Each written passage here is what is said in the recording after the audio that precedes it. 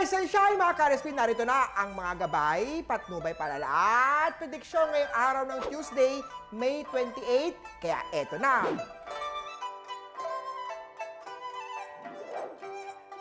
Para sa mga pinanganak ng Year of the Rat, pag-ingatan ang mga kailangan para sa malalaking hakbang na may kinalaman sa career change. May mga bagong areas of responsibility or offer na magbubukas para sa'yo. Pero kailangan din i-upgrade o i-training o i-upgrade ang skills sa career mo. Yellow at 4 ang swerte kay Year of the Rat. Mag-ingat naman sa mga deals o mga komisyon na tatanggapin sa mga pinanganak ng Year of the Ox. Ito ay dahil sa mga offer na mukhang okay, pero maaaring maging cause yan ng money loss. Kaya mag-ingat sa scam at sa theft. Gray at 7 ang swerte kay Year of the Ox. Sa mga Tiger naman tayo, i-grab na ang opportunity na magbibigay ng break para ikaw ay mag-level up na may kinalaman sa experiences mo. Maaaring hindi lang ito isa, kaya kailangan magdesisyon at hindi pwedeng tanggapin ng pareho. Green at 14 ang swerte kay Year of the Tiger.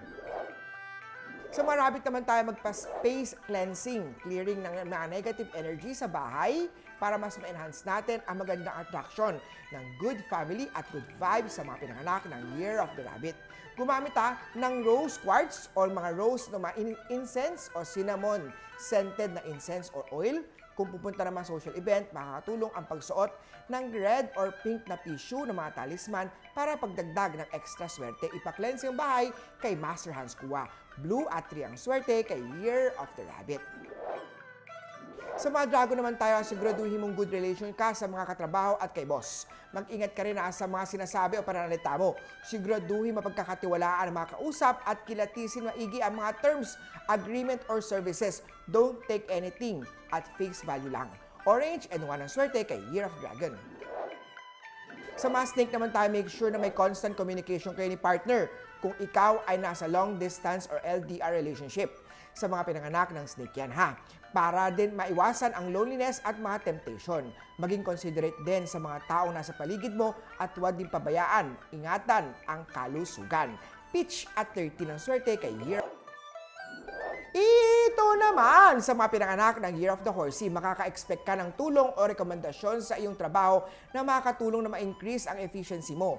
Mapapadalas din ang iyong overtime pero lahat ng ito ay part lang kung nais mong ma-accomplish ang mas marami pang bagay. White at 12 ang swerte kay Year of the Horsey.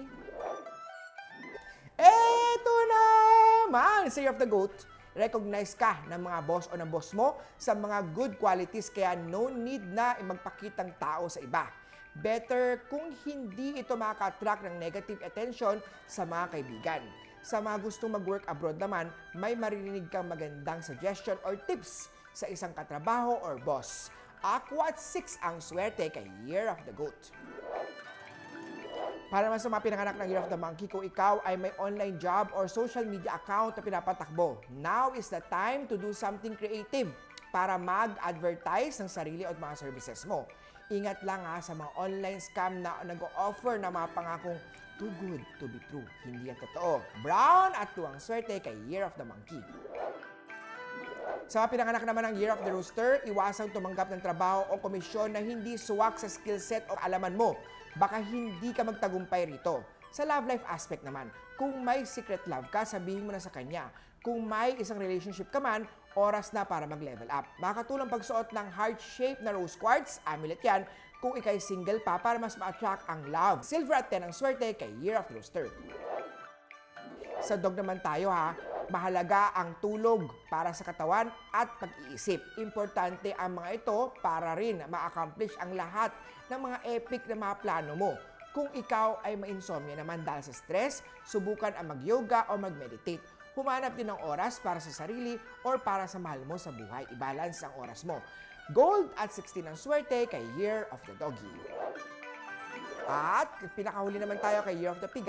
Kailangan ng pasensya ay nasa pinakamataas na level dahil maraming susubok ng iyong tolerance. Ang iyong success ay nakadepende sa abilidad mong umiwas sa conflict sa mga kaibigan man or sa boss. Kung sa customer naman, kalma ka lang at maintain your professionalism sa lahat ng oras. Red at 17 ang swerte kay Year of the Piggy. Muli po, ito po yung mga gabay, patnubay, palala at prediction lamang ni Master Hans. Nasa inyong mga kamay nakasalalay ang inyong tagumpay, kaya always be positive at i-claim ang mga swerte mga ka-RSP.